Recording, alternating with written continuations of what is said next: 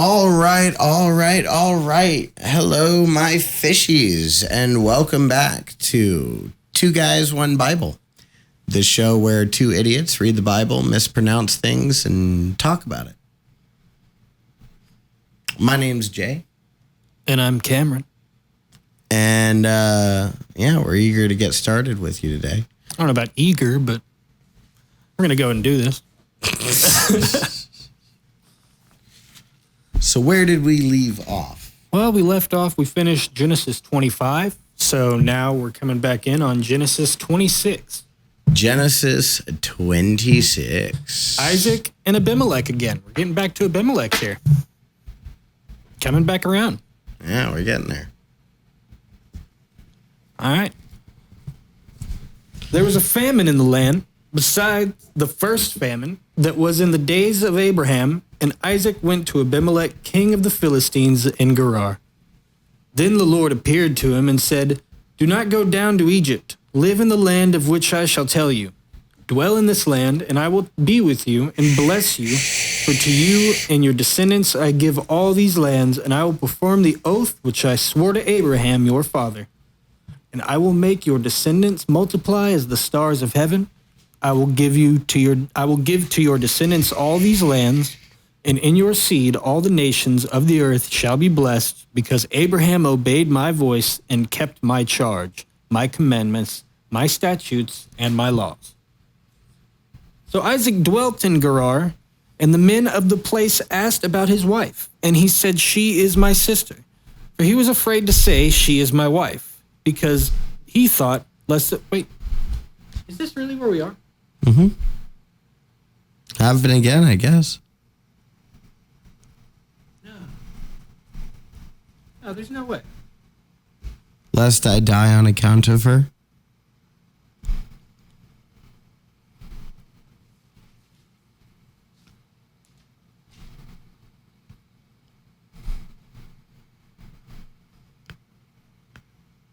Yeah, no, this is where we are. Okay, that's just weird. It's just reiterating some things. Okay. So Isaac dwelt in Gerar, and the men of the place asked about his wife, and he said, "She is my sister." For he was afraid to say, "She is my wife," because he thought, lest the men of the place kill me for Rebekah, because she is beautiful to behold. She must have been gorgeous. Yeah, she was probably very beautiful. Beautiful enough to where he was worried people would kill him for her.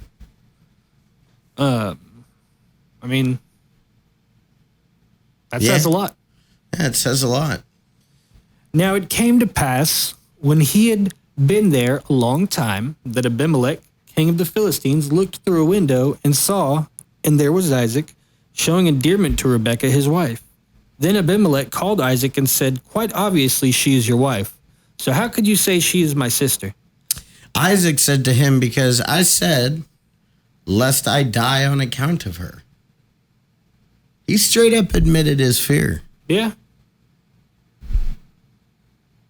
And Abimelech said, "What is this you have done to us? One of the people might soon have lain with your wife, and you would have brought guilt upon us." So Abimelech charged all his people, saying, "He who touches this man or his wife shall surely be put to death." Dang, you mess with my homies, girl, we gonna kill you. Then Isaac sowed in that land and reaped in the same year 100-fold. The Lord had blessed him. The man began to prosper and continued prospering until he became very prosperous. For he had possessions of flocks and possessions of herds and a great number of servants. So the Philistines envied him. Now, Philistines had stopped up all the wells which his father's servants had dug in the days of Abraham and his father, and they had filled them with earth. Disrespectful. And Abimelech said to Isaac, "Go away from us, for you are much mightier than we are." Then why are you trying to boss us around? Yeah, and why y'all scared, bruh? Right? Then Isaac departed from there and pitched his tent in the valley of Gerar and dwelt there. And Isaac dug again the wells of water which they had dug in the days of Abraham his father, for the Philistines had stopped them up after the death of Abraham. He called them by the names which his father had called them. I mean, that's respectful. Yeah. He's like, you know what? You guys just disrespected my family. I'm still going to treat you with respect. I'm going to pay honor. Also, Isaac's servants dug in the valley and found a well of running water there. But the herdsmen of Gerar quarreled with Isaac's herdsmen, saying, the water is ours. So he called the name of the well Esek, because they quarreled with him. Then they dug another well, and they quarreled over that one also. So he called its name Sitnah. And he moved from there and dug another well, and they did not quarrel over it. So he called its name Rehoboth. Rehoboth. Because he said, for now the Lord has made room for us, and we shall be fruitful in the land. Fruitful. Then he went up from there to Beersheba, and the Lord appeared to him in the same night and said, I am the God of your father Abraham.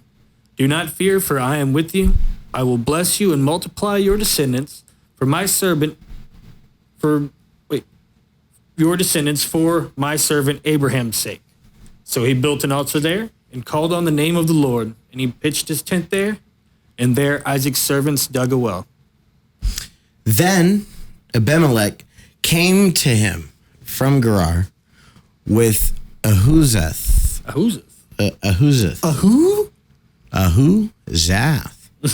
one of his friends, and Phichol, the commander of Pitchel, the commander of his army. And Isaac said to them, why have you come to me, since you hate me and have sent me away from you? But they said, we have certainly seen that the Lord is with you. So we said, let there now be an oath between us, between you and us, and let us make a covenant with you, that you will do us no harm, since we have not touched you, and since we have not done nothing to you but good, and have sent you away in peace. You are now truly the blessed of the Lord. Seems a little ass kissy, if you ask me. Hey, we realized that you had God on your side, so please don't hurt us, even though we ran you off a couple times. Yeah, I didn't like you till I saw your crib, man. I didn't know you were friends with God. Oh, yeah, man. Hey, you got his number by chance, maybe? So he made them a feast, and they ate and drank. Then they rose early in the morning and swore an oath to one another. And Isaac sent them away, and they departed from him in peace. Big man. It came to pass the same day that Isaac's servants came and told him about the well, which they had dug, and said to him, we have found water. So he called it Sheva. Therefore, the name of the city is Beersheba to this day.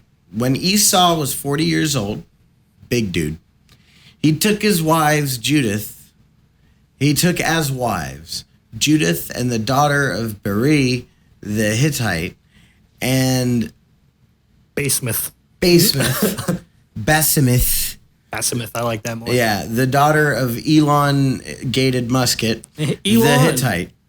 And they were a grief of mind to Isaac and Rebekah. That ends Genesis 26, going on to Genesis 27. Isaac blesses Jacob. Now it came to pass, when Isaac was old and his eyes were so dim that he could not see, that he called Esau, his older son, and said to him, my son? And he answered him, Monty Python, Here I Life am. of Brian. My legs are old and bent. My eyes are null. I cannot hear. Then he said, behold now, I am old. I do not know the day of my death. Now therefore, please take your weapons, your quiver, and your bow, and go out to the field and hunt game for me. Make me savory food, such as I love, and bring it to me that I might eat, that my soul may bless you before I die. Now Rebekah was listening when Isaac spoke to Esau his son, and Esau went to the field to hunt game and to bring it. So Rebekah spoke to Jacob her son, saying, indeed, I heard your father speak to Esau your brother, saying, bring me game and make me savory food for me, that I may eat it and bless you in the presence of the Lord before my death. Now therefore, my son, obey my voice according to what I command you. Go now to the flock and bring from me there 2 choice kids of the goats, and I will make savory food for them from them for your father, such as he loves. Then you shall take it to your father, that he may eat it, that he may bless you before his death. And Jacob said to Rebekah his mother, Look, Esau my brother is a hairy man, and I am a He's a very smooth-skinned hairy man. He's very hirsute, Yeah. and I am a smooth-skinned man. Perhaps my father will feel me, and I shall seem to be a deceiver to him, and I shall bring a curse on myself and not a blessing.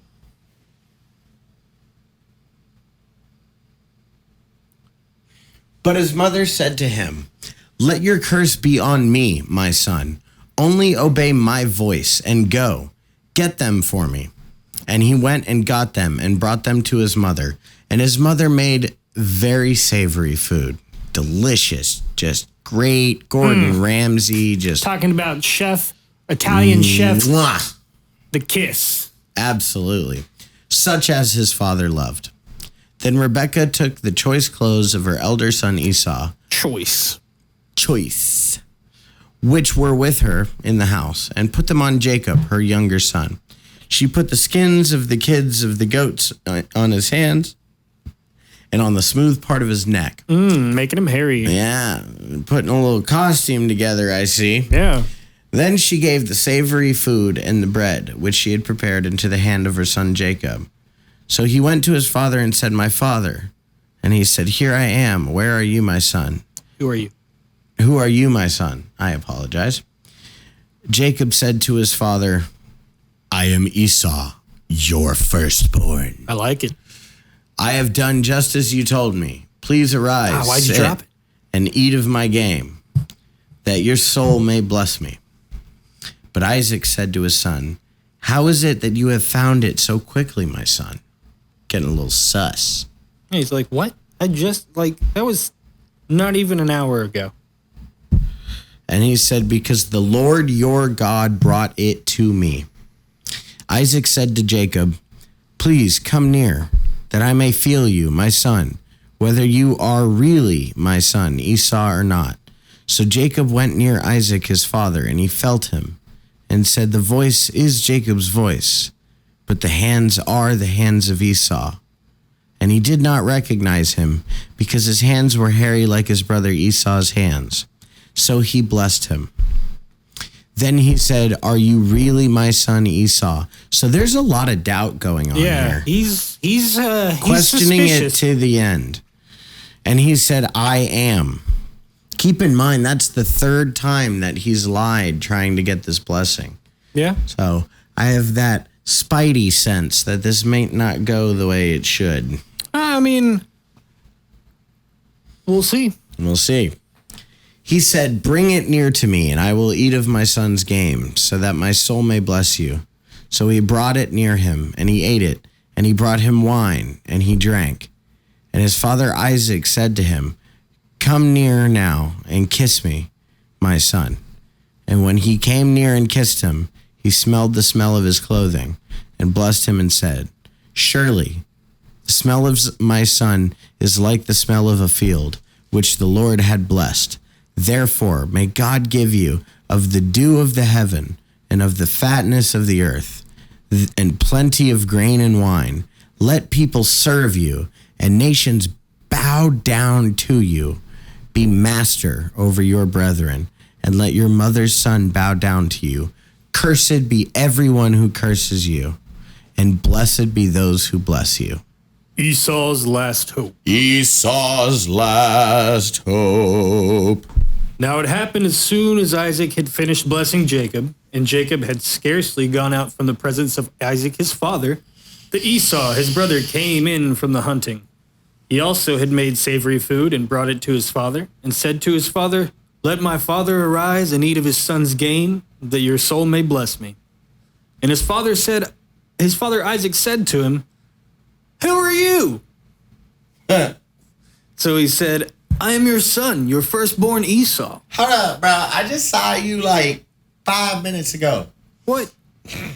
Then Isaac, trembled exceedingly, and said, Where is the one who hunted game and brought it to me? I ate all of it before you came, and I have blessed him, and indeed he shall be blessed.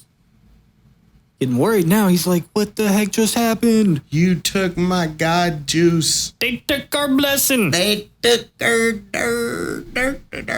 When Esau heard the words of his father, he cried with an exceedingly great and bitter cry and said to his father, Bless me also, O my father.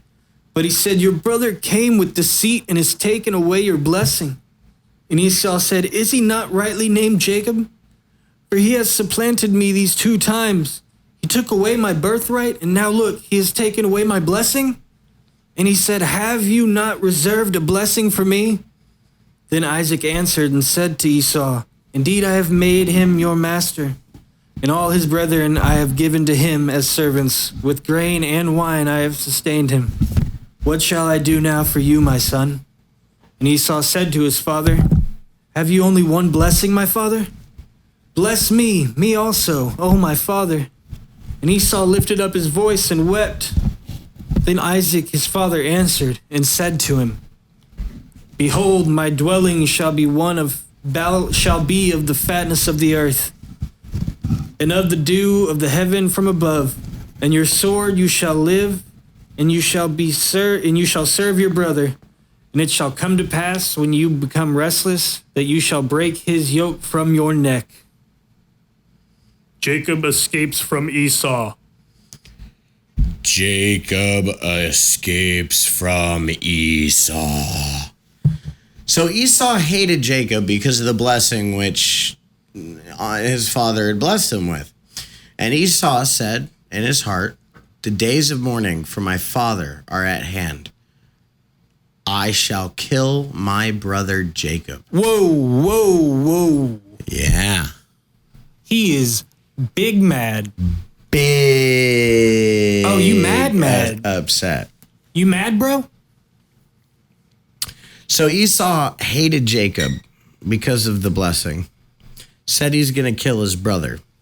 And the words of Esau, her older son, were told to Rebekah.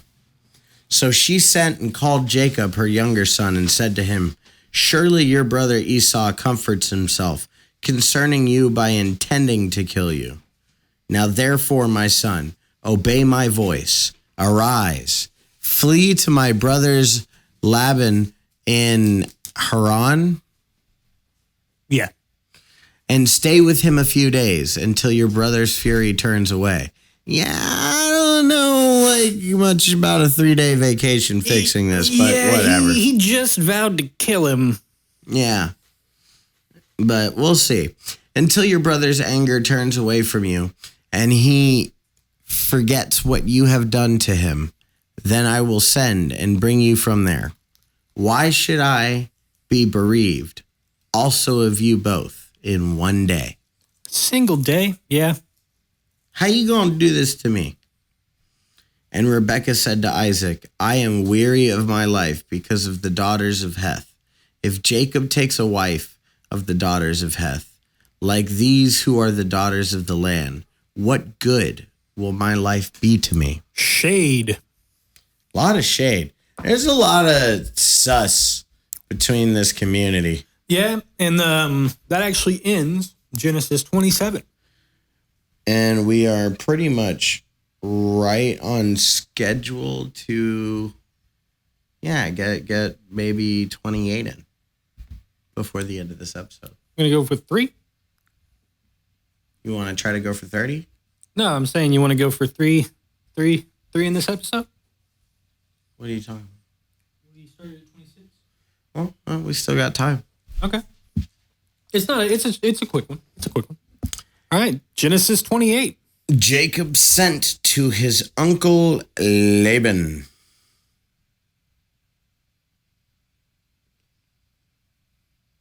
Huh? 28.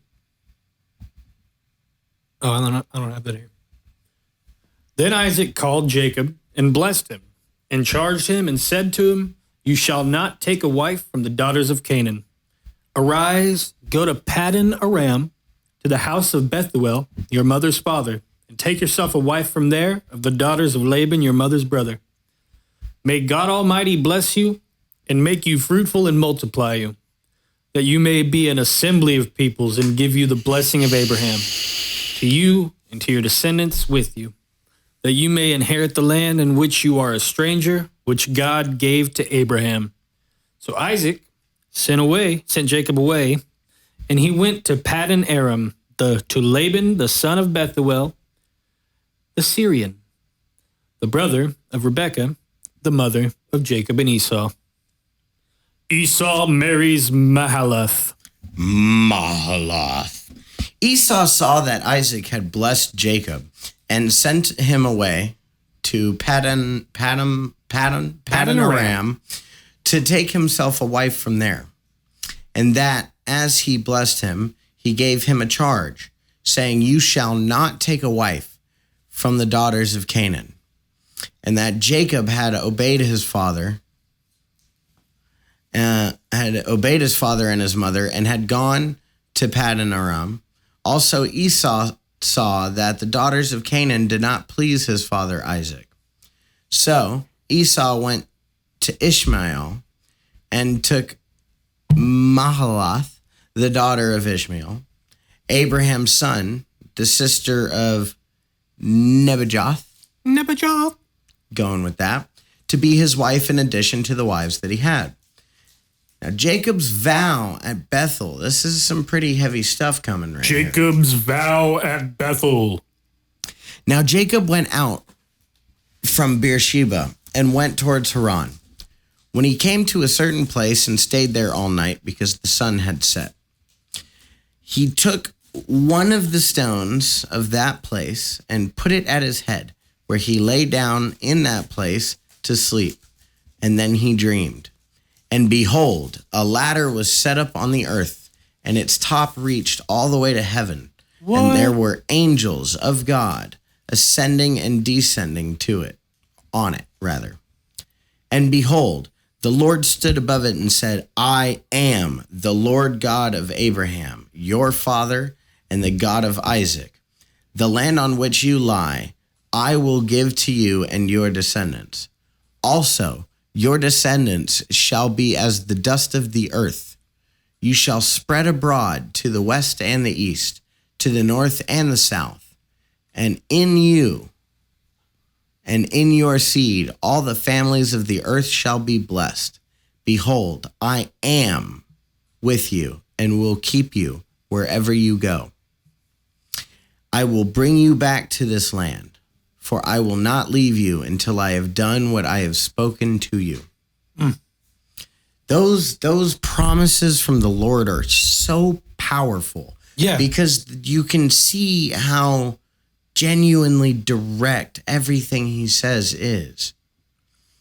Then Jacob awoke from his sleep and said, "Surely the Lord is in this place, and I did not know it."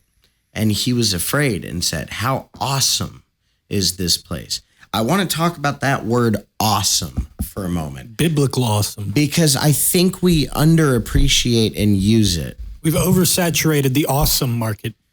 Awesome is being truly strucken in awe with very little to no understanding of how incredible something truly is. To be in awe of something is to be mind-bogglingly humbled.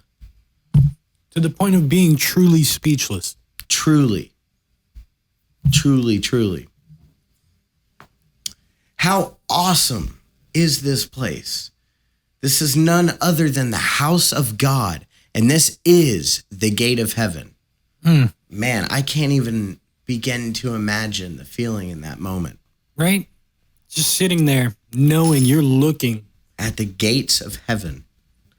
Then Jacob rose early in the morning and took the stone that he had put at his head, set it up as a pillar, and poured oil on top of it. And he called the name of that place Bethel. But the name of that city had been Luz previously. Luz. Pick one. Something different previously. Then Jacob made a vow, saying, "If God will be with me and keep me on this way that I am going, and give me bread to eat and clothing to put on, so that I come back to my father's house in peace. Then the Lord shall be my God, and this stone, which I have set as a pillar, shall be God's house.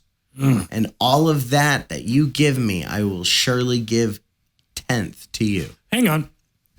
There's the tithe. And there is tithing. Now, why is tithing important? If you don't know, tithe actually means a tenth. Now, the importance of the tithe, what you've got to understand is, if you truly become yourself a believer in Christ, in God, in the Holy Spirit, and all of that, then what you need to understand is that everything that you have in your life has been given to you by God. So by tithing, you're giving back a tenth of what he gives to you to show that you're loyal to him. And as long as he knows he can get it to you and get it through you, he'll keep getting it to you. Absolutely. And now we get to 29. And I think we're going to be right on time to hit 30 at the end of this one. Wow, we're going quick. Yeah, we're making good progress. All right. Jacob meets Rachel. You want to go ahead and take over? So Jacob went on his journey and came to the land of the people of the east. And he looked and saw a well in the field, and behold, there were 3 flocks of sheep lying by it. For out of that well they watered the flock. A large stone was on the well's mouth.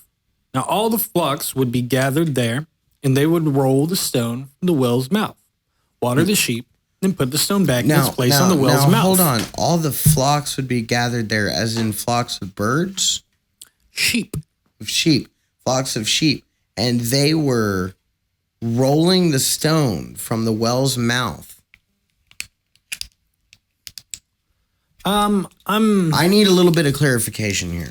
I think what they're saying is he went over there and found a well, and then he had some sheep, and Jacob would roll off the stone, I'm assuming, and water the sheep.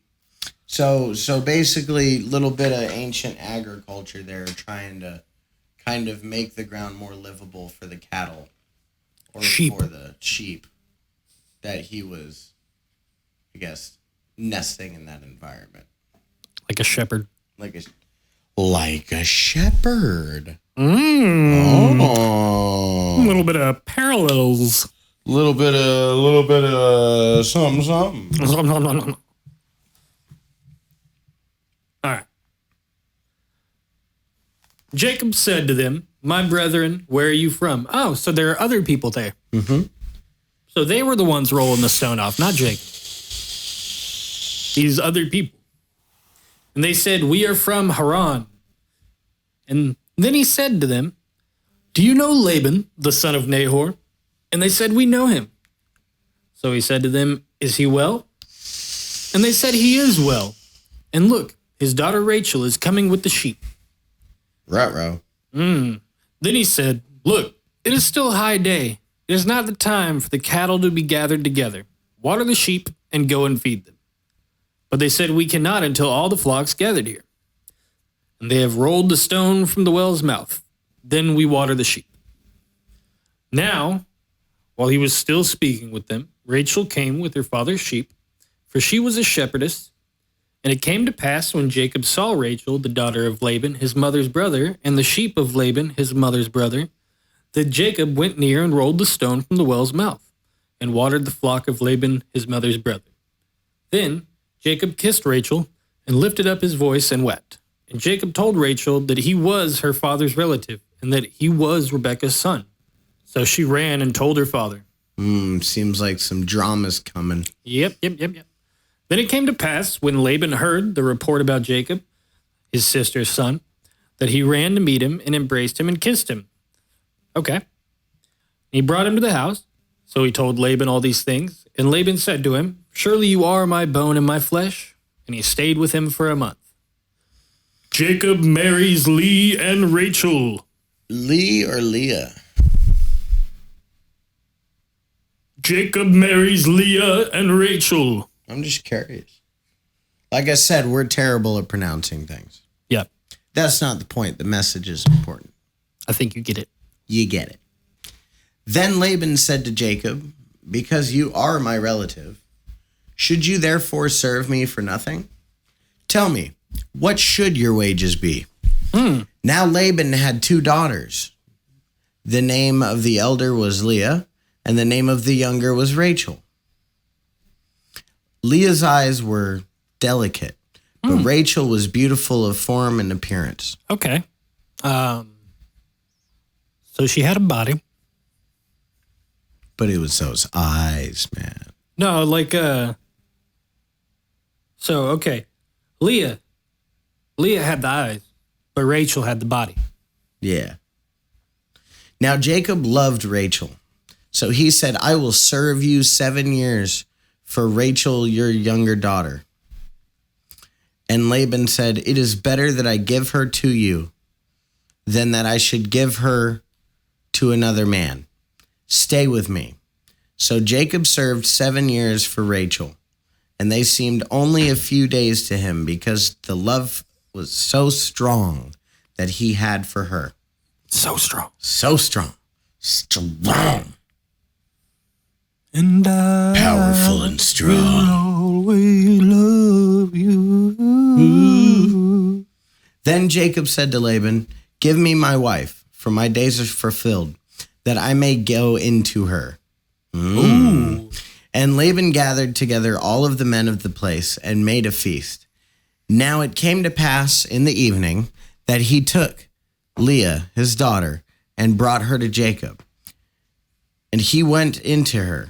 And Laban gave his maid Zilpah to his daughter Leah as a maid. So it came to pass in the morning that, behold, it was Leah. And he said to Laban, what is this that you have done to me? What? Was it not for Rachel that I served you? Then why have you deceived me? What? That's kind of messed up. I mean, here's the thing. In my opinion, arranged marriages I've never really been a big fan of in the first place. Well, of course. But that's still kind of messed up. To pull the old switcheroo on him? Yeah, because he loved her. Truly, truly. Yeah, he loved Rachel, and then he was just like, I'm going to sneak Leah in there instead.